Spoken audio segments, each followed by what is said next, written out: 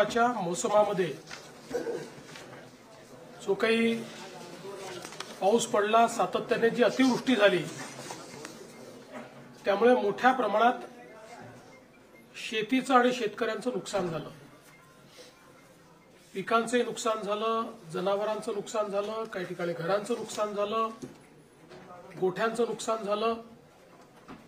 जे काही ग्रामीण भागातलं पब्लिक इन्फ्रास्ट्रक्चर आहे त्याचंही नुकसान झालं आणि दुर्दैवाने काही लोक मृत्युमुखी देखील पडले, काही लोक जखमी झाले.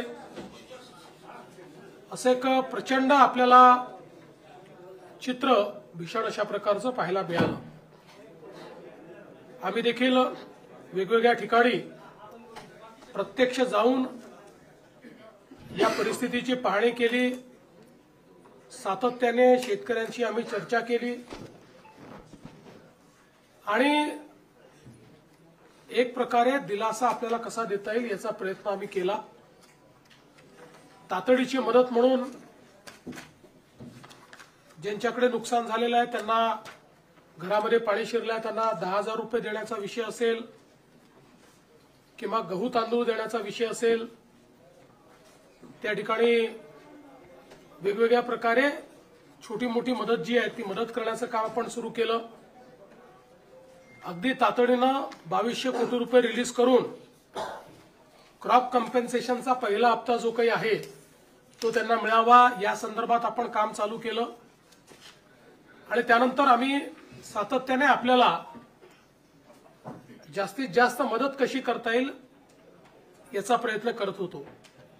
आपल्याला कल्पना आहे की शेतकऱ्याचं आपल्या पिकावर पोटच्या पोराप्रमाणे प्रेम असतं आणि अशा परिस्थितीत पीक करपून गेलं, त्या ठिकाणी पाणी साचलं, अशी जी काही अवस्था पाहायला मिळाली, झोपलेलं पीक पाहायला मिळालं, चिखल पाहायला मिळाला आणि अनेक ठिकाणी तर जमीनच खरडून गेली. त्यामुळे रबीची पेरणी करण्याचीही क्षमता त्या ठिकाणी उरली नाही. खरं म्हणजे यातनं जे काही आर्थिक आणि मानसिक अशा दोन्ही प्रकारचा त्रास शेतकऱ्यांना होतो त्याचं 100% कम्पेन्सेशन कोणीच देऊ शकत नाही.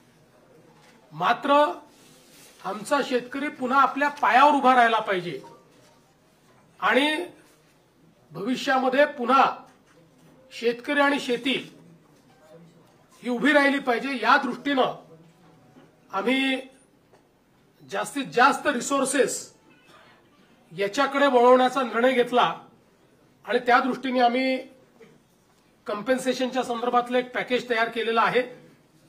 साधारणपणे आपण जर बघितलं तर महाराष्ट्रामध्ये 1,43,52,281 हेक्टर एवढ्या जमिनीवर पिकांची लागवड झाली होती. यापैकी साधारणपणे 68,69,756 हेक्टर एवढ्या जमिनीवरचं पिकांचं नुकसान झालेलं आहे. यात काही जमिनीवर अंशतः आहे आणि मोठ्या प्रमाणात पूर्णतः नुकसान आपल्याला पाहायला मिळतं आहे. साधारणपणे मेजर नुकसान जे आहे ते 29 जिल्ह्यांमध्ये झालेलं आहे. 253 तालुके हे जवळपास सरसकट आम्ही घेतलेले आहेत की ज्या ठिकाणी आम्ही मदत करतो आहोत, ज्यामध्ये 2059 मंडळ आहेत की ज्या मंडळांमध्ये क्रॉप डॅमेज झालेला आहे. त्यामुळे 65 मिलीमीटरची अट आम्ही ठेवलेली नाही. जिथे क्रॉप डॅमेज आहे असं सगळं कव्हर करून त्या ठिकाणी मदत करण्याचा निर्णय आपल्या सरकारने त्या ठिकाणी घेतलेला आहे. एकूण सर्व प्रकारची जी मदत आपण करतो आहे, ज्यामध्ये क्रॉप डॅमेज आहे, ज्यामध्ये खरडून गेलेल्या जमिनीचा विषय असेल किंवा मृत व्यक्तींना मदत असेल, जखमींना मदत असेल, इस्पितळातली मदत असेल, 10,000 रुपये जे आपण देतो ती मदत असेल, पूर्णतः जे नष्ट झालेले पडझड झालेले घरं आहेत जी 100% गेली आहेत त्याला पूर्णपणे आपण नव्याने घरं बांधण्याकरता त्या ठिकाणी मदत करणार आहोत आणि नव्याने प्रधानमंत्री आवास योजनेतला नवीन घर समजून त्याला पूर्ण पैसे देऊन त्या ठिकाणी त्या घराची निर्मिती आपण करणार आहोत. डोंगरी भागातली देखील जी घरं आहेत त्यांना 10,000 रुपये जास्तीचे देऊन त्या घरांना देखील आपण मदत करणार आहोत. जिथे अंशतः घरांची पडझड झाली आहे त्यांनाही मदत करणार आहोत. झोपड्यांची जिथे पडझड झाली आहे त्यांनाही मदत करणार आहोत. त्यासोबत गोठ्याची मदत आपण वेगळी करणार आहोत. दुकानदारांचं देखील नुकसान झालेल्या जवळपास 50,000 रुपयापर्यंतचं दुकानदारांना देखील आपण त्या ठिकाणी मदत करणार आहोत. दुधाळ जनावरं जी आहेत याच्याकरता जवळपास 37,500 रुपयापर्यंत प्रति जनावर अशा प्रकारे मदत करण्याचा आपण निर्णय घेतलेला आहे. आणि एनडीआरएफमध्ये 3 जनावरांपर्यंतची जी काही मर्यादा आहे ती आपण काढून टाकलेली आहे. जेवढ्या जनावरांचं त्या ठिकाणी मृत्यू झाला असेल त्या प्रत्येक जनावराकरता राज्य सरकारच्या वतीनं कॉम्पेन्सेशन देण्यात जाईल. ओढकाम करणारी जी जनावरं आहेत त्याच्याकरता 32,000 रुपये प्रति जनावर देण्यात येईल. कुक्कुटपालनाकरता देखील आपण त्या ठिकाणी जो काही आपला दर आहे तो 100 रुपये प्रति कोंबडीप्रमाणे जेवढं नुकसान झालं असेल तेवढं देणार आहे. विशेषतः खरडून गेलेली जी जमीन आहे हा एक अत्यंत महत्वाचा विषय आहे. कारण शेवटी शेतकऱ्याला सॉईल आणावं लागणार आहे, माती आणावी लागणार आहे आणि त्याकरता मोठ्या प्रमाणात त्यांना त्याची मदत आपल्याला करावी लागणार आहे. आणि म्हणून आपण हा निर्णय केलेला आहे की 47,000 रुपये हेक्टरी त्यांना कॅश कॉम्पेन्सेशन आणि 3 लाख रुपये हेक्टरी हे नरेगाच्या माध्यमातून आम्ही त्यांना देणार आहोत.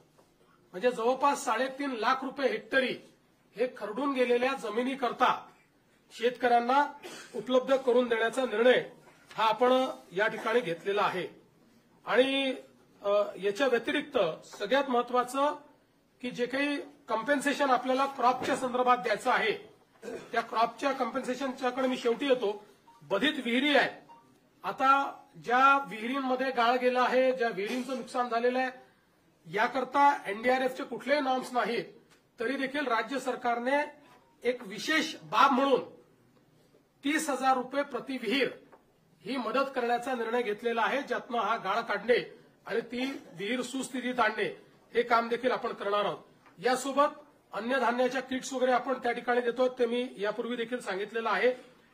आपण 2 अजून निर्णय याच्यात घेतले आहेत की जे काही इन्फ्रास्ट्रक्चरचं नुकसान झालं आहे ग्रामीण भागामध्ये त्याकरता 10,000 कोटी रुपये इन्फ्रास्ट्रक्चरच्या नुकसानीकरता आपण उपलब्ध करून देणार आहोत.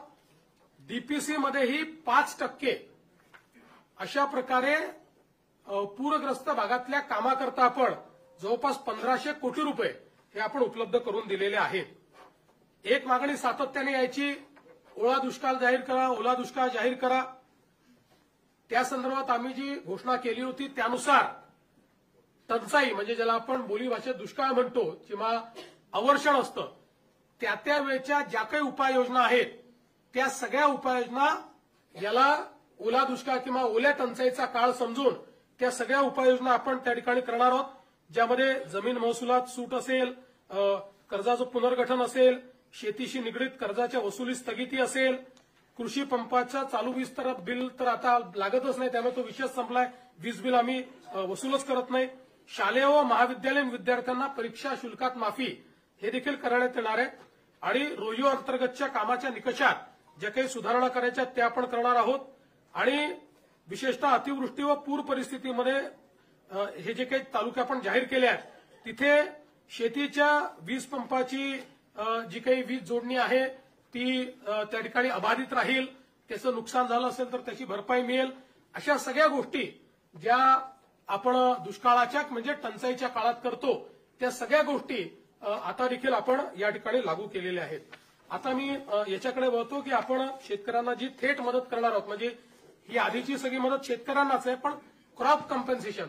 तर क्रॉप कॉम्पेन्सेशनच्या संदर्भात आपल्याला कल्पना आहे की या ठिकाणी साधारणपणे एनडीआरएफच्या नियमाप्रमाणे 8,500 रुपये आपण या ठिकाणी कोरडवाहूला देतो. हंगामी बागायतीला 17,000 रुपये हेक्टर देतो आणि बागायतीला आपण 22,500 रुपये हेक्टर देतो. त्याप्रमाणे जवळपास या ठिकाणी आपण 65 लाख हेक्टर करता 6,175 कोटी रुपये देण्याचा निर्णय केलेला आहे. ते पैसे आपण देणार आहोत.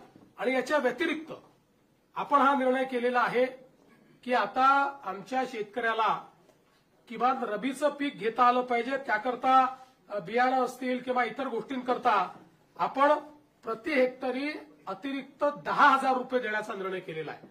त्यामुळे याकरता देखील 6,500 कोटी रुपये आपल्याला लागणार आहेत. म्हणजे आता जर आपण विचार केला तर जो कोरडवाहूचा आमचा शेतकरी आहे यांना हेक्टरी 18,500 रुपये मिळतील. जो आमचा हंगामी बागायती शेतकरी आहे त्याला 27,000 रुपये हेक्टरी मिळतील आणि जो आमचा बागायती शेतकरी आहे त्याला 32,500 रुपये हे हेक्टरी देण्याचा निर्णय केला आहे. याच्या व्यतिरिक्त जवळपास 45 लाख आपले शेतकरी जे आहेत यांचा विमा आपण उतरवलेला आहे. विमा उतरवलेल्या शेतकऱ्यांना याच्या व्यतिरिक्त आता त्याचं कॅल्क्युलेशन चाललेलं आहे, पण याच्या व्यतिरिक्त अगदी कन्झर्वेटिव्ह साईडला जरी आपण पकडलं तरी ज्यांचं पूर्ण नुकसान झालेलं आहे अशा शेतकऱ्यांना साधारणपणे 17,000 रुपये हेक्टरी विम्याचे पैसे मिळतील. त्यामुळे आपण जर बघितलं तर ज्यांनी विमा उतरवलेला आहे अशा शेतकऱ्यांना साधारणपणे त्यातले जे कोरडवाहूचे शेतकरी आहेत त्यांनाही 35,000 पर्यंत मिळतील आणि जे बागायती आहेत त्यांना तर 50,000 प्रति हेक्टरच्या वर एकंदरीत पैसे जे आहेत ते या ठिकाणी प्राप्त होणार आहेत. आणि साधारणपणे आपण जर एकूण राज्य सरकारने या ठिकाणी जो काही आता याच्यावर नियतवेग दिलेला आहे त्याचा एकत्रित अंदाज बांधला. आम्ही याच्यामध्ये साधारणपणे इन्शुरन्सचे पैसे जे आहेत ते 5,000 कोटीच पकडले, पण आमचा अंदाज आहे 7,500 ते 10,000 कोटी रुपये आम्हाला त्यातनं मिळतील. पण कन्झर्वेटिव्ह अंदाज आम्ही पकडलाय कारण त्या संदर्भात अजून क्लेम जाणे आणि ती सगळी प्रोसेस होणे आहे. पण हा जरी आपण पकडला कन्झर्वेटिव्ह अंदाज तरी एकूण राज्य सरकारच्या वतीनं 31,628 कोटी रुपयांचं पॅकेज हे आपण या ठिकाणी देतो आहोत की ज्या माध्यमातून 31,628 कोटी एवढं पॅकेज म्हणजे जवळपास 32,000 पर्यंत हे पॅकेज चाललेलं आहे. अशा 32,000 कोटीपर्यंत अशा प्रकारचं हे पॅकेज या ठिकाणी आपण दिलेलं आहे. आणि आपला प्रयत्न आहे की यातला जेवढा जास्तीत जास्त पैसा हा आपल्याला या ठिकाणी दिवाळीच्या आधी देता येईल. किमान क्रॉप कॉम्पेन्सेशनचे पैसे वगैरे जे काही आहेत हे जेवढे जास्तीत जास्त दिवाळी आधी पुश करता येतील.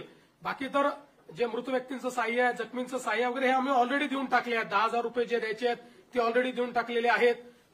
बऱ्याच गोष्टी आपण यातल्या दिलेल्या आहेत.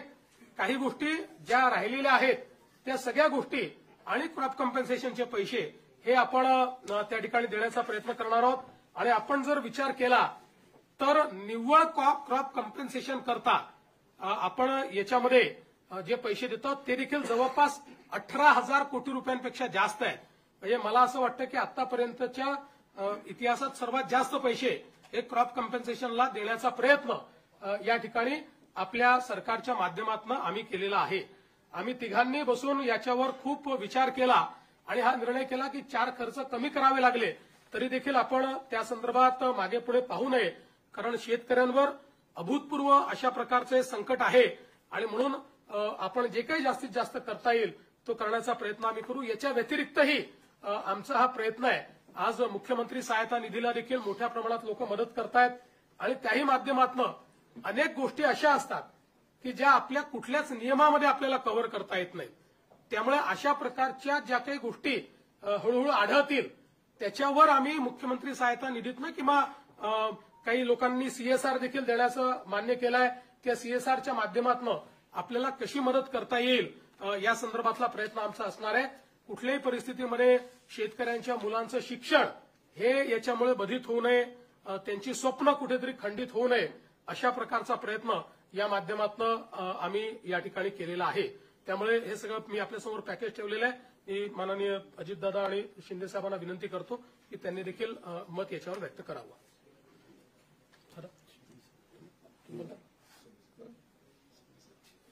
यामध्ये आता मुख्यमंत्री महोदयांनी सांगितलं त्याच्यात 2 हेक्टरच्या पुढे पण आम्ही निर्णय घेतलेला आहे 3 हेक्टर पर्यंतचा.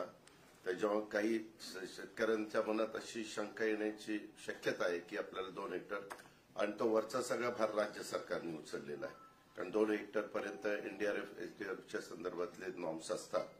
त्याच्यामुळे हे करत असताना वेगवेगळ्या अनेकांनी वेगवेगळ्या पद्धतीनं मागण्या केलेल्या आहेत, पण या सगळ्याच्या मध्ये कुठल्याही परिस्थितीत त्या शेतकऱ्याला उभं करायचंच असा निर्णय राज्य सरकारने घेऊन ह्या सगळ्या गोष्टी अंमलात आणण्याच्या करता आपण हे पॅकेज हे जाहीर केलेलं आहे. आणि याच्यात खूप बारकाईनं विचार करून कुठलाही घटक हा वंचित राहणार नाही याबद्दलची पण काळजी राज्य सरकारने हे पॅकेज जाहीर करत असताना केलेलं आहे. आणि अजूनही पॅकेज जाहीर केल्यानंतर जर यदा कदाचित चुकून कुठली गोष्ट राहिली असेल, कारण तिथली भौगोलिक परिस्थिती प्रत्येक ठिकाणची वेगवेगळी असते, त्यावेळेस मुख्यमंत्री महोदय म्हणाले की आपण परत काही जर असं वाटलं तर त्याबद्दलचं म्हणजे एखादं राहून गेलं तर ते पण आम्ही इन्क्लूड करायची आमची तयारी आम्ही ठेवलेली आहे.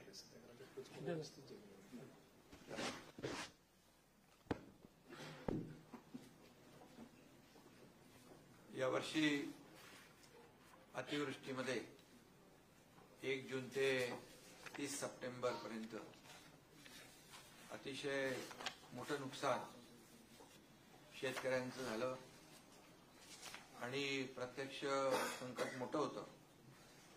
मुख्यमंत्री महोदय स्वतः, अजितदादा, मी, आमचे कृषी मंत्री, सगळेच मंत्री प्रत्यक्ष बांधावर देखील जाऊन शेतकऱ्यांचं झालेलं नुकसान पाहिलं देखील. आणि फक्त बांधावर जाऊन नुकसान पाहण्यापुरतं सरकारने काम मर्यादित केलं नाही, तर तात्काळ त्यांना 10,000 रुपये तातडीची मदत देण्याचाही निर्णय घेतला. त्याचंही वाटप सुरू झालं. यावेळी जवळपास 352 तालुके आणि 65 लाख हेक्टर जमीन नुकसानग्रस्त झाली आणि जवळपास 60 लाख शेतकरी याच्यामध्ये बाधित झाले. एकंदरीत आपण सगळ्यांनीच पाहिलं की शेतकऱ्यावर हे आलेलं संकट गेल्या अनेक वर्षापासूनचं मोठं होतं. अनेक शेतकरी भेटत होते, ते म्हणाले एवढा मोठा पाऊस आम्ही अनेक वर्षात पाहिला नाही. आणि म्हणूनच शेतकऱ्यांवर आलेला प्रसंग बाका होता, मोठा होता. आणि त्यामुळेच मुख्यमंत्री महोदय, मी, अजितदादा, आम्ही आमच्या या बाबतीमध्ये 2-3 बैठकाही झाल्या आणि शेतकऱ्याच्या मागे खंबीरपणे महायुतीचं सरकार नेहमी राहिलंय. आणि यावेळचं संकट मोठं पाहिल्यानंतर किती काही ओढाताण असले तरी काही लोक विरोधी पक्ष असतील की शेतकऱ्यांना एवढं पॅकेज द्या, तेवढं पॅकेज द्या. आणि हे सगळं करत असताना विरोधी पक्ष काय करतो, यापेक्षा शेतकऱ्यांच्या मागे उभं राहणं हे शासनाचं कर्तव्य आहे.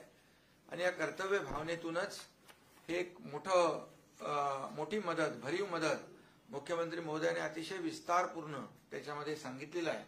आणि 31,000 कोटीपेक्षा जास्तचं हे सगळी जी मदत आहे ती आपण त्याचा देण्याचा निर्णय घेतलाय.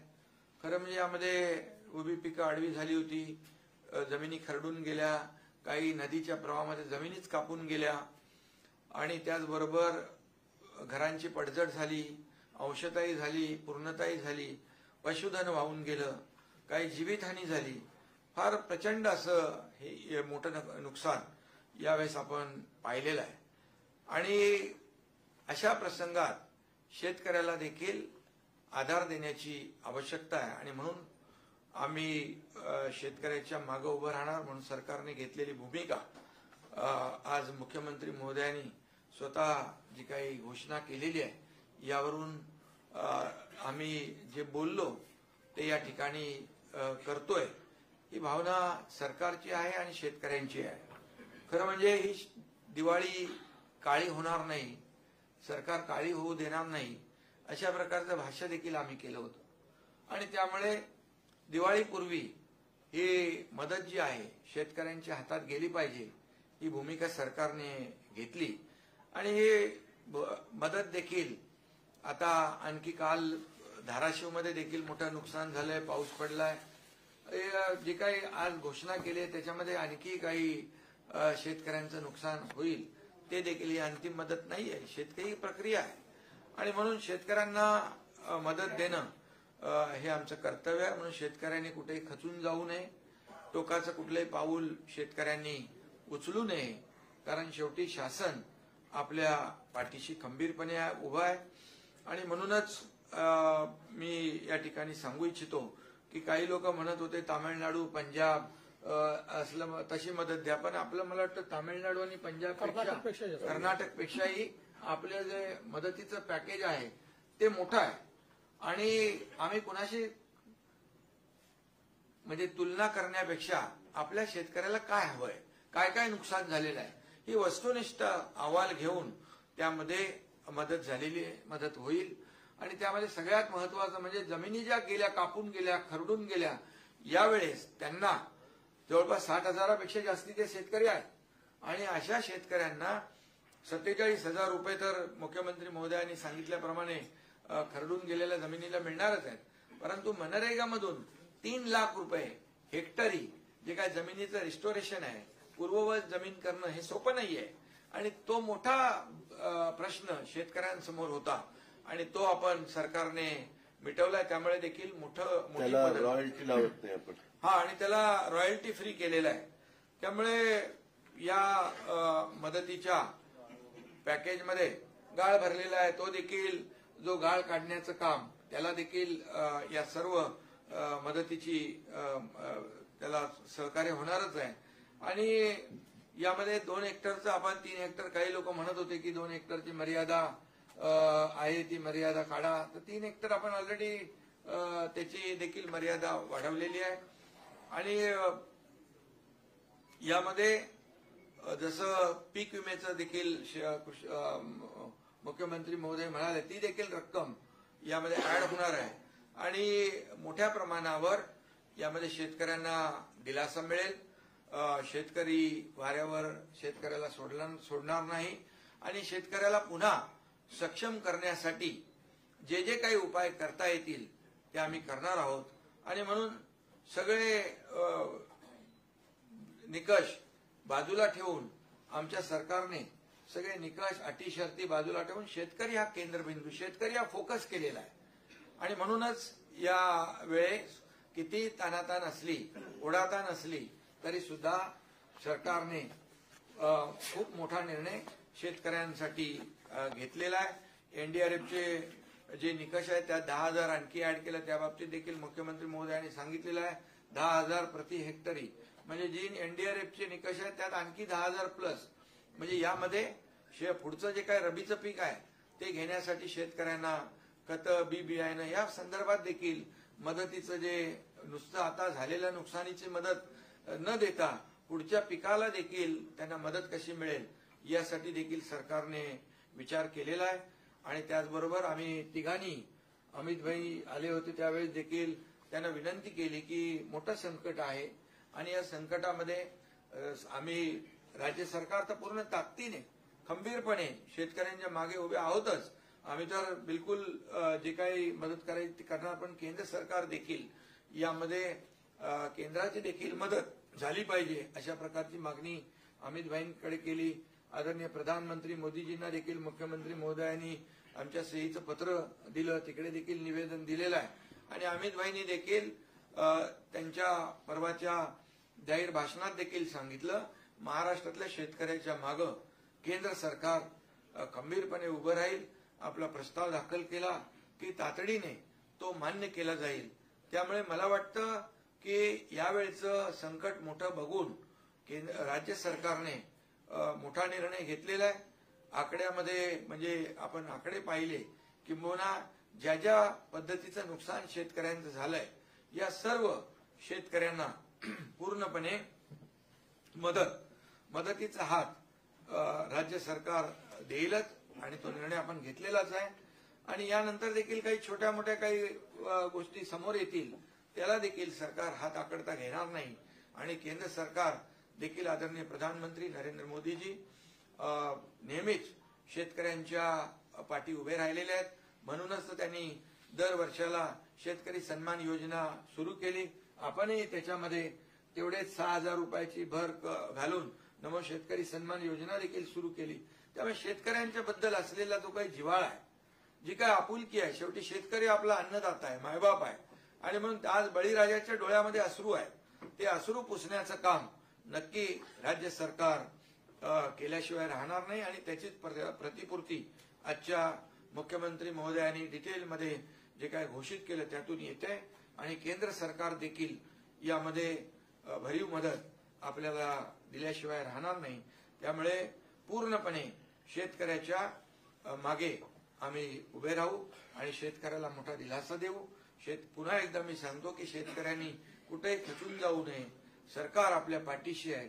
कुठलंही टोकाचं पाऊल उचलू नये अशा प्रकारची विनंती या ठिकाणी आम्ही शेतकऱ्यांना करतोय. केंद्र सरकारकडे किती मागणी करणार आहोत आणि दुसरं असं आहे की 2019ला कोल्हापूर सांगलीचा दुष्काळ असेल 2022 एनडीआरएफच्या नॉर्म्सपेक्षा आपण दुसरीने किंवा तिसरीने कॉम्पन्सेशन दिलं होतं.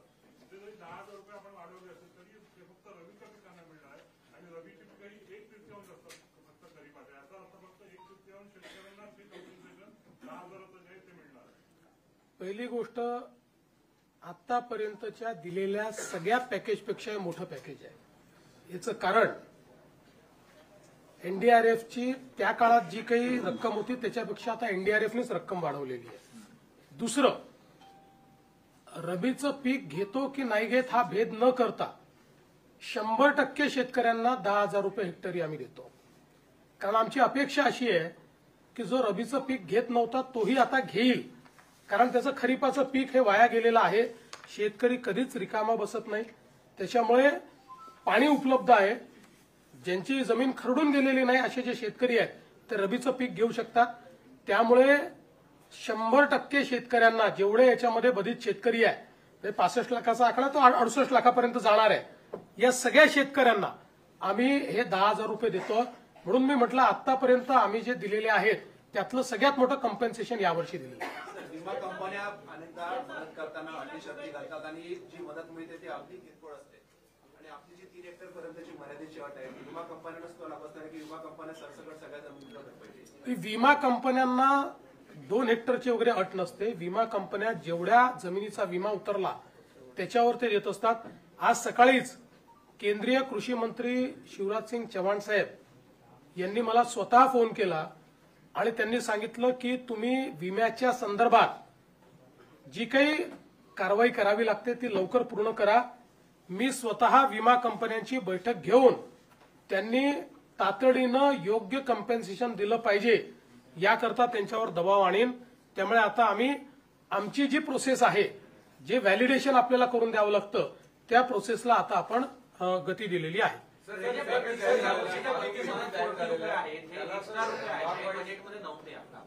हे त्याच्यामुळे ऑलरेडी आपल्यावर आर्थिक ताण होता, हा अजून ताण वाढणार आहे. काल भुजबळ साहेब पण म्हणजे अनेक स्कीमला प्रॉब्लेम येतोय आधीच्या काही स्कीम्समुळे. तर अशा कोणत्या स्कीम्स आहेत की ज्याला यातून प्रॉब्लेम येऊ शकतो? ते आता त्यावेळी बघू. बघा असं आहे, शेवटी शेतकऱ्यांना जर मदत करायची असेल तर कुठेतरी ताण हा सहन करावा लागेल. हे अशा प्रकारे बजेट तयार करताना इतकी अतिवृष्टी होईल याची तर आपल्याला कल्पना नव्हती. त्यामुळे अशा प्रकारचा अप्रत्याशित किंवा अनियोजित खर्च आला तर त्याकरता तो काही ठिकाणी आपल्याला काही बाबींवर खर्च कमी करावा लागेल, काही बाबींवर ताण सहन करावा लागेल. आजच या सगळ्या गोष्टी सांगता येत नाही. आता ज्यावेळी आम्ही रिएप्रोप्रिएशन करू, आज तर आम्ही काय करतो, आमच्याकडे जे जे वेगवेगळ्या प्रकारचे निधी आहेत त्याचं रिएप्रोप्रिएशन करून तात्काळ हे पैसे देणं सुरू करतो. मग डिसेंबरच्या अधिवेशनामध्ये कुठे कमी करायचं कुठे वाढवायचं बघितलं जाईल. पहिलं प्रायोरिटी काय आहे, शेतकऱ्यांना मदत करणे, ती आम्ही करतो. सर, हा जो प्रस्ताव आहे, हा जो पॅकेज आहे सर, मराठवाड्यामध्ये खूप जास्त नुकसान झालेलं आहे.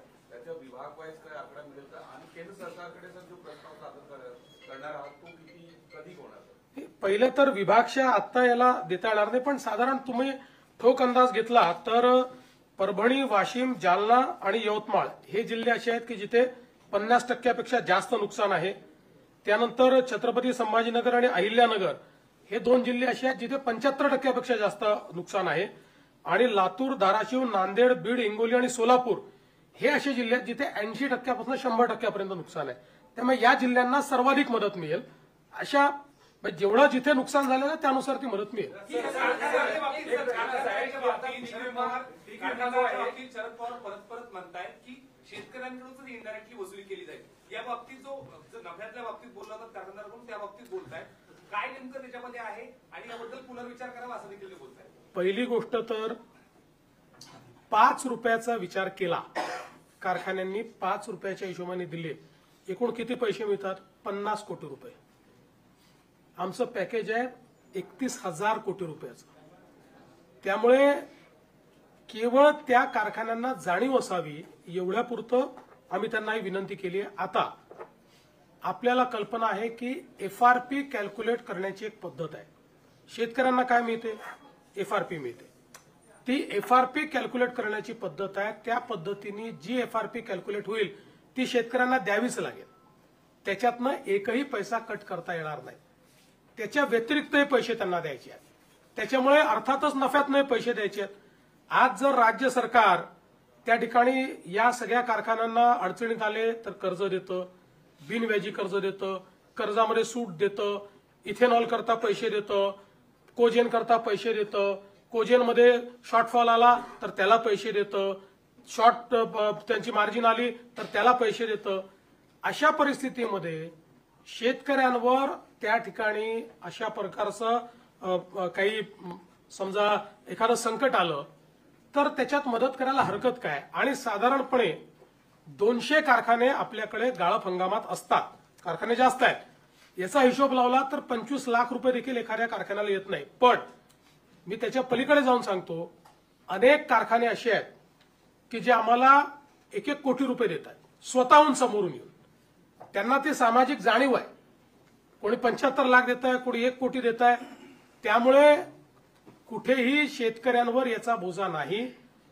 कारखान्यांनाही सामाजिक बांधिलकी समजली पाहिजे, एवढंच याच्या पाठीमागचं आमचं म्हणणं आहे.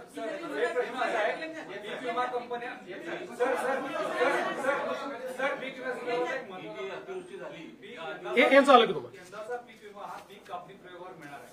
आता पिकच शिल्लक राहिलेली नाही आणि कंपन्यांनी ऑलरेडी आधी प्लॉट तयार केलेले आहेत की जे कापणी प्रयोग तिथं होणार आहे. तर याचा उंबरठा उत्पादन गृहीत धरून पीक विमा कंपन्या मदत देणार की सरसकट आता ज्या पद्धतीने तुम्ही मदत जाहीर केली त्या पद्धतीने पीक विमा कंपन्यांना तुम्ही निर्देश देणार? पीक कापणी प्रयोगाचा अर्थ असा आहे की नेमकं पीक किती उरलेलं आहे ह्याचा अंदाज बांधला जातो. म्हणजे पिकाचं नुकसान किती झालेलं आहे. जिथे पीकच नाही, जिथे पूर्ण नुकसान झालेलं आहे त्या ठिकाणी पूर्ण नुकसानच पकडावं लागेल. तिथे पीक कापणी प्रयोगाचे काही विषय राहणार नाही. फक्त जाऊन त्या ठिकाणी त्यांना ते व्हॅलिडेट करावं लागेल. टाइम बाउंडच आहे ते, त्याचीच कारवाई आता चाललेली आहे. त्यामुळे 100% टाइम बाउंड आहे आणि त्या संदर्भात त्यांना जी काही मदत लागेल ती आम्ही करायला तयार आहोत. दुसरं तुम्ही जे म्हणालात, आम्ही पीक कापणी प्रयोगावर परत का आलो? यापूर्वी आम्ही काही ट्रिगर दिले होते. काही लोक म्हणतात ट्रिगर का काढले? आमचा 2 वर्षाचा अनुभव असा राहिला की या ट्रिगरमुळे पहिले 25% तर शेतकऱ्यांना तात्काळ मिळाले, पण नंतरचे 75% ट्रिगरमध्ये बसलेच नाही. त्यामुळे शेतकऱ्यांचं नुकसान झालं आणि म्हणून आम्ही म्हटलं ही पद्धत नको, जुनी पद्धत बरोबर आहे. कारण पीक कापणी प्रयोगामुळे 100% पैसे मिळतात आणि म्हणून आम्ही त्या पद्धतीकडे परत गेलेलो आहोत आणि त्या पद्धतीने विमा आम्ही देतो. आपण वर्षानुवर्ष जे नद्यांचे गळे दाबले आणि अतिक्रमण त्या नद्यांवर झाले त्याचा एक मोठा परिणाम आपल्याला परवा त्या अतिवृष्टीमध्ये आणि त्यातून आलेल्या महापुरामध्ये दिसून आलेला आहे. सरकार आता हे कॉम्पेन्सेशन देताना दीर्घकालीन उपाययोजना काय विचार करत आहे? कारण की जे नद्यांचे गळे दाबले गेले, अतिक्रमण झाले, त्यातून हे सगळे प्रश्न मोठ्या प्रमाणात निर्माण झालेले आहेत. तुमचं म्हणणं अतिशय योग्य आहे. केवळ नद्याच नाही, नाले जे आहेत ते अधिक महत्वाचे आहेत. नाल्यांवरच्या अतिक्रमणामुळे आज विशेषतः मोठ्या प्रमाणात पाणी जमा होणं, शहरांमध्ये पाणी शिरणं, हे जे नुकसान होणं आहे ते नाल्यांच्या, कारण ते नॅचरल फ्लोचे सगळे त्या वाहिन्या आहेत आणि म्हणून निश्चितपणे या संदर्भात एक दीर्घकालीन उपाययोजना आपण करण्याचा विचार करतो. प्रस्ताव कधीपर्यंत जाईल? केंद्राचा प्रस्ताव हा एक मोठं फॉर्मॅट असतं. त्या फॉर्मॅटमध्ये तो तयार करावा लागतो. आपण आपलं कम्पेन्सेशन जेव्हा घोषित करतो त्यावेळेस आपण अनेक वेळा नजर आणेवारीवर देखील तो करू शकतो, त्याला काही अडचण नसते. पण केंद्राकडे पूर्ण फॅक्ट अँड फिगर्स जावं लागतं. त्यामुळे त्या संदर्भातली कारवाई आमची चाललेली आहे. प्रस्ताव केंद्राला एकदाच पाठवता येतो, तो परत रिवाईज नाही करता येत. म्हणून थोडा उशीर झाला तरी सगळ्या फॅक्ट्स अँड फिगर्स सहित आपलं योग्य कम्पेन्सेशन मागता आलं पाहिजे. त्या दृष्टीने आम्ही तो तयार करतो आहोत. त्याची एक प्रोसेस आहे, तो गेल्यानंतर त्यांची टीम येते. त्यामुळे पण जसं मी यापूर्वी देखील सांगितलं की त्याकरता आम्ही थांबणार नाही आहोत, कारण ते रिएम्बर्समेंट आहे. त्यामुळे आम्ही खर्च केला म्हणजे आता केंद्र देणार नाही असं नाहीये. आम्ही खर्च केला तर ते पैसे केंद्र रिप्लेस करून देतं. जसं आताही एनडीआरएफ मध्ये आपल्याला 3-4 हजार कोटी रुपये ऍडव्हान्समध्ये दिले होते, ते आता आपल्याला खर्च करता येतात त्याच्यामध्ये, म्हणजे त्याच्यात ते ऍडव्हान्समध्ये आपल्याला वर्षाच्या सुरुवातीलाच मिळतात. तसं याच्यामध्ये केंद्राच्या प्रस्तावाकरता ते अडणार काही नाही. आम्ही पैसे खर्च करू, केंद्राची सगळी प्रक्रिया आम्ही पूर्ण करू, त्यातनं जास्तीत जास्त कम्पेन्सेशन मिळवायचा प्रयत्न करू. जमिनी खरडून गेलेल्या आहेत त्या पुन्हा उपजाऊ बनण्यासाठी बराच काळ लागेल असा अंदाज वर्तवला जातो. तर तुम्ही आर्थिक मदत तर दिली आहे, पण जमीन उपजाऊ व्हायला शेतकऱ्याला काही आणखी तुम्ही तोपर्यंत पर्यायी जागा देणार का, किंवा काही अभ्यासगट ठिकाणी? नाही, याची आवश्यकता नाही आहे. जेव्हा जमीन खरडून जाते त्यावेळी आपण त्या ठिकाणी दुसरीकडनं माती आणतो, सॉइल आणतो. आणि जसं आता सोलापूरमध्ये प्रयोग सुरू केला, सर्वाधिक बाधित सोलापूर आहे. तर या ठिकाणी जो धरणांमध्ये गाळ वाहून आलेला आहे, हा गाळच उपसा करून तो शेतकऱ्याच्या शेतीमध्ये नेऊन टाकायचा. त्याकरता उपस्याला पैसे लागतात, त्याकरता ट्रान्सपोर्टला पैसे लागतात, ते सगळे लेबरचे पैसे लागतात, ते आम्ही उपलब्ध करून देतोय. आणि हा जो गाळ आहे हा इतका उपजाऊ असतो, म्हणजे अनेक वेळा अशा प्रकारचा आपण मागच्या काळामध्ये गाळमुक्त धरण, गाळयुक्त शिवार योजना केली. तर जेव्हा अशा प्रकारचा गाळ आणून आपण शेतीमध्ये टाकतो त्यावेळी आपल्याला जे वेगवेगळी खतं त्या ठिकाणी किंवा रासायनिक खतं यूज करावी लागतात, त्याचा उपयोग अगदी मिनिमम होतो आणि कदाचित पहिल्या वर्षी तो करावाही लागत नाही, म्हणजे कमीत कमी करावा लागतो. त्यामुळे ही अतिशय उपजाऊ अशा प्रकारची ती जमीन त्या ठिकाणी तयार होते. म्हणून वेगाने हे काम करता यावं म्हणूनच 2 भाग केलेले आहेत. याच्यातला जवळपास 47,000 रुपये कॅश कॉम्पेन्सेशन आहे आणि 3 लाख रुपये नरेगातले.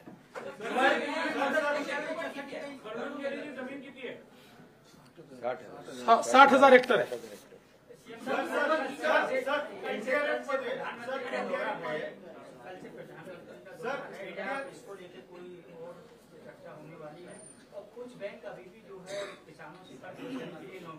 असं आहे की एखाद दुसरी बँक काहीतरी करते, पण त्याचा अर्थ संपूर्ण राज्यात होत आहे असं जे चित्र निर्माण केलं होतं हे चुकीचं आहे. मध्ये त्या धाराशिवच्या एखाद्या बँकेने केलं असेल त्यांना आपण योग्य प्रकारे सांगतो, कारण शेवटी सगळीकडेच काही विचित्र लोक असतात, पण याचा अर्थ सगळीकडे होतं असं नाहीये.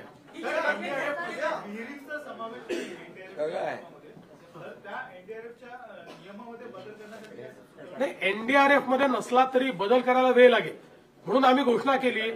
एनडीआरएफ मध्ये नसलं तरीही आम्ही 30,000 रुपये विहिरीं करता देणार आहोत, राज्य सरकारच्या पैशातून देणार आहोत.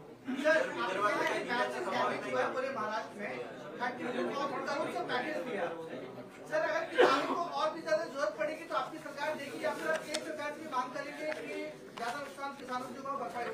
देखिए, अभी जो महाराष्ट्र में बाढ़ आई है, उस बाढ़ में करीब 65 से 68 लाख हेक्टेयर जमीन पर जो किसानों की फसल थी वो फसल बर्बाद हुई है. कई अलग अलग प्रकार से किसानों का नुकसान हुआ है. कहीं मवेशी बहकर गए हैं, कहीं पर घरों का नुकसान हुआ है, कुछ इंफ्रास्ट्रक्चर का नुकसान हुआ है, अलग अलग प्रकार से जमीन उनकी बह गई है. तो ऐसे अलग अलग प्रकार से किसानों का नुकसान हुआ है. राज्य सरकार ने ये निर्णय किया है कि हम लोग किसानों को अपने पांव पर खड़ा करने की कोशिश करेंगे.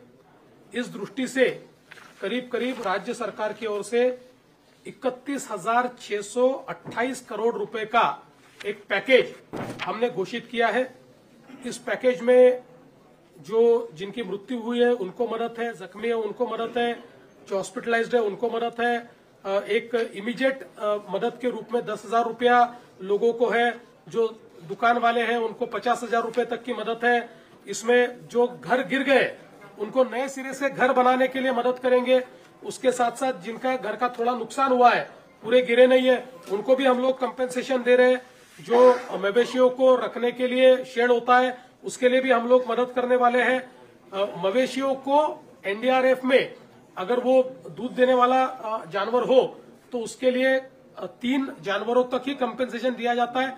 हमने तय किया कि हम पूरा कंपेंसेशन देंगे जितने मवेशी उनके एक प्रकार से मरे हैं उतना पूरा उनको हम कंपेंसेशन देंगे। इसके साथ साथ हम लोगों ने कंपेंसेशन देने के लिए जो 2 हेक्टेयर की एक मर्यादा होती है उसको भी 3 हेक्टेयर करने का निर्णय लिया है। और जो जमीन बहकर जाती है, बह गई है, जो जहां पर अब खेती लायक जमीन नहीं बची वहां पर सॉइल लाना पड़ता है, मिट्टी लानी पड़ती है, उसके लिए 47,000 रुपया कैश कंपेंसेशन और 3 लाख रुपया नरेगा के माध्यम से हम लोग देने वाले हैं, ताकि वो किसान आने वाले दिनों में वापस सॉइल लाकर अपनी जमीन को रिस्टोर करे और अपनी खेती किसानी को वो शुरुआत कर पाए। इस प्रकार का उनको मदद करने वाले। और इसके साथ साथ हम लोगों ने विशेष रूप से जो क्रॉप कंपेंसेशन है, क्रॉप कंपेंसेशन में करीब करीब हम लोग 17,675 करोड़ रुपया क्रॉप कंपेंसेशन दे रहे हैं, जिसमें एनडीआरएफ के नॉर्म के हिसाब से 8,500 रुपया हेक्टर जो ड्राईलैंड फार्मिंग करते हैं उनके लिए होता है। जहां पर थोड़ी सिंचाई है सीजनल उनको 17,000 रुपया, और जहां पर सिंचाई उपलब्ध है वहां पर 22,500 रुपया ऐसे एनडीआरएफ के नॉर्म के हिसाब से हम लोग देंगे।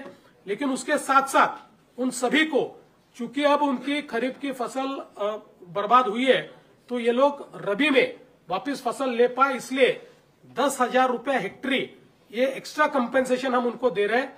तो एक प्रकार से अगर हम लोग देखें तो जहां जो इरिगेटेड हमारे फार्मर है उनके लिए जो ये कंपेंसेशन है ये करीब करीब 32,500 रुपए तक जाने वाला है। इसके साथ साथ जिन्होंने इंश्योरेंस किया है ऐसे 45 लाख हमारे पास किसान हैं।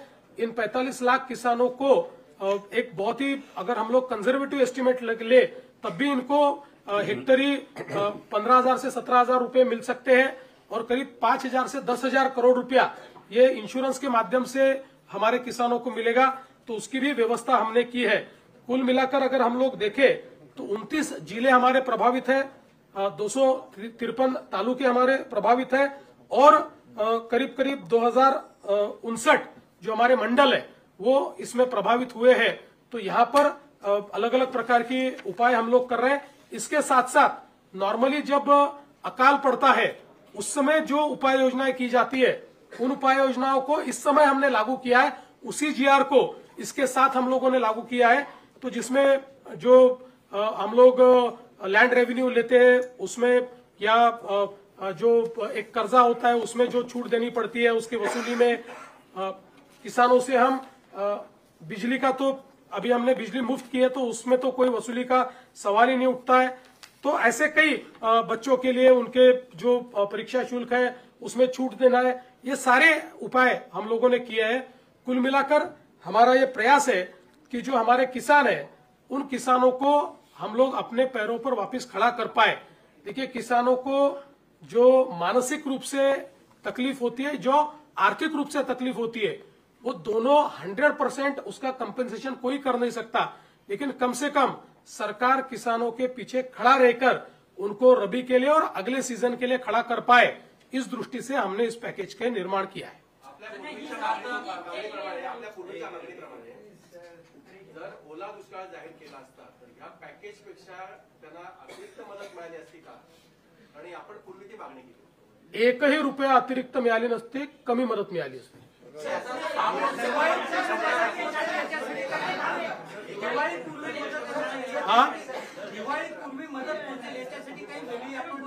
प्रयत्न चालू केला आहे, ऑलरेडी आम्ही त्याची व्यवस्था आपल्या वित्त विभागाने केलेली आहे। आम्ही यावेळेस एक वेळेकरता केवायसीचे नॉर्म्स देखील आम्ही त्या ठिकाणी रद्द केलेले आहेत। ॲग्रिस्टॅटचा जो डेटा आपल्याकडे आहे तोच डेटा प्रमाण मानून त्या खात्यांमध्ये आम्ही पैसे देणं सुरू केलं। प्रत्यक्षात शेतकऱ्यांपर्यंत किती प्रमाणात आणि किती वेळात पोहोचते याचं मॉनिटरिंग करण्यासाठी तुम्ही एखादी विशेष यंत्रणा निर्माण करा। आता जी काही मदत जाते ही थेट खात्यांमध्ये जाते, त्यामुळे ही पूर्णपणे इलेक्ट्रॉनिकली ट्रॅक होते, याचा संपूर्ण हिशोब असतो। त्याच्यामुळे फक्त 10,000 रुपये जे आपण सुरुवातीचे देतो, जे ज्यांच्या घरात पाणी घुसलंय तेच कॅश कंपेन्सेशन असतं, ते खात्यात देतो, पण खात्यात नसेल तर कॅश देतो।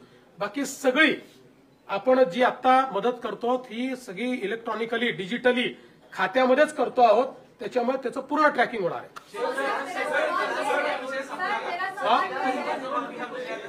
असं आहे की शेतकरी कर्जमाफीच्या संदर्भात जे आश्वासन या ठिकाणी आमच्या सरकारने दिलेलं आहे ते आम्ही पूर्ण करणारच आहोत. पण आमचे माननीय उद्धवजी हे नेहमी मी कर्जमाफी केली हे सांगत असतात. म्हणून आपल्या फक्त नजरेस आणून देतो की महात्मा ज्योतिराव फुले ही कर्जमाफीची योजना त्यांनी घोषित केली होती. त्यावेळी त्यांनी 20,500 कोटी रुपयाची कर्जमाफी केली होती. 20,500 कोटी रुपयाची. त्याच्या 3 वर्ष आधी आमच्याही सरकारने, मी मुख्यमंत्री असताना आम्ही छत्रपती शिवाजी महाराज कर्जमाफी केली होती. त्याच्यामध्ये 18,762 कोटी आणि नंतर 1900 कोटी अशी 20,500 कोटी रुपयाची तेव्हाही कर्जमाफी केली होती.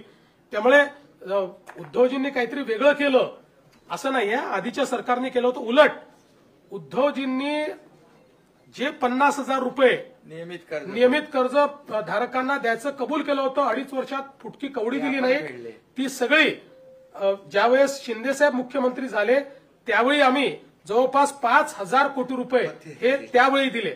आणि मी हा आकडा याकरता सांगतो की आपण एक लक्षात ठेवा, 20,000 कोटी रुपयाचं त्यांनी त्या ठिकाणी कर्जमाफी केली. आम्ही तर आता जे कम्पेन्सेशन देतो ते 18,000 कोटीच आहे. म्हणजे 18 नाही, ते खरडून गेलेल्या जमिनीचा विषय केला तर 21,000 कोटीच आहे. 21,000 कोटी रुपयाचं तर थेट कम्पेन्सेशन आम्ही देतो.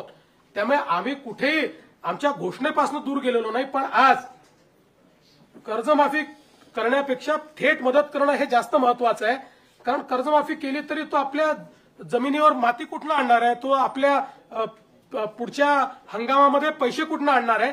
आणि म्हणून कर्जमाफीच्या संदर्भात आम्ही कुठेही मागे हटलेलो नाही, ती देखील आम्ही करू. पण आज जी थेट मदत करणं हे गरजेचं आहे, ती थेट मदत आता राज्य सरकारच्या वतीनं आम्ही करतो आहोत. सर, एक सवाल ये भी है कि आपकी सरकार की तरफ से किसानों को मदद दी जा रही है, लेकिन कई जो किसान हैं, जो उनके परिवार वाले हैं, उनके पास शायद वो दस्तावेज, वो डॉक्यूमेंट्स नहीं होंगे. क्या उन किसानों को भी ये सहायता दी जाएगी? देखिए, इसके लिए दस्तावेज की आवश्यकता ही नहीं है. ये हमने अपने सर पर लिया है. इसका वैलिडेशन भी हम कर रहे हैं. इसका एग्रीस्टैक का अकाउंट भी हमारे पास है. तो इसलिए उनको कोई दस्तावेज देने की जरूरत नहीं है. इसका सर्वे भी हम लोग करते हैं, उसका वैलिडेशन भी हम लोग करते हैं, उसको उनके 7/12 के अनुसार उस गट में क्या क्या है उसकी एंट्री भी हम लोग करते हैं, उसको एग्रीस्टैक के साथ जोड़ते भी हम लोग हैं और उसमें पैसा भी हम लोग डालते हैं. शेतकऱ्यांची अद्याप नोंदणी झालेली नाही. आपल्याकडे 1,72,00,000 खातेदार शेतकरी आहेत, त्यातले 1,17,00,000 शेतकऱ्यांची काही ऍग्रीस्टॅकमध्ये नोंदणी झाली. तर उर्वरित शेतकऱ्यांचं कसं होतं? असं आहे की ऍग्रीस्टॅकमध्ये कोणाची नोंदणी झाली आहे माहितीये का? ऍक्टिव्ह शेतकऱ्यांची नोंदणी झाली आहे. ऍबसेंटी शेतकरी यांची नोंदणी नाही. मुंबईमधले अनेक लोक असे आहेत की ज्यांनी वेगवेगळ्या ठिकाणी शेती घेऊन ठेवली आहे, पण ते शेती करत नाहीत. त्यांनी इन्व्हेस्टमेंट म्हणून शेती घेऊन ठेवलेली आहे. ऍक्टिव्ह शेतकऱ्यांची सगळ्यांची ऍग्रीस्टॅकमध्ये नोंदणी आम्ही केलेली आहे. मला सांगताना आनंद वाटतो, देशामध्ये पहिल्या नंबरवर महाराष्ट्र ऍग्रीस्टॅकमध्ये. सर्वाधिक नोंदणी ही महाराष्ट्राने केली आहे. आणि एखादा शेतकरी असा असेल की त्याची ऍग्रीस्टॅकमध्ये नोंदणी नाही, तर त्याला एवढंच करावं लागेल की ई-केवायसी करावं लागेल. कम्पेन्सेशन त्याला पण मिळणार आहे. पण ऍग्रीस्टॅकचा उपयोग का करतोय की ई-केवायसी करावी लागू नये म्हणून. ई-केवायसीला थोडा वेळ लागेल म्हणून आपण करतोय. आमच्या मते जवळजवळ 100% ज्यांना कम्पेन्सेशन द्यायचं आहे, 1% वाटल्यास बाजूला ठेवू, पण 99% शेतकरी ज्यांना कम्पेन्सेशन द्यायचं आहे ते ऍग्रीस्टॅकच्या डेटामध्ये उपलब्ध आहे. हा, ते तुम्ही चांगलं सांगितलं, ते मी सांगायचं विसरलो. मत्स्य शेतीच्या बाबतीतही आपण त्या ठिकाणी जी काही नुकसान भरपाई आहे ती नुकसान भरपाई आपण देतो आहोत.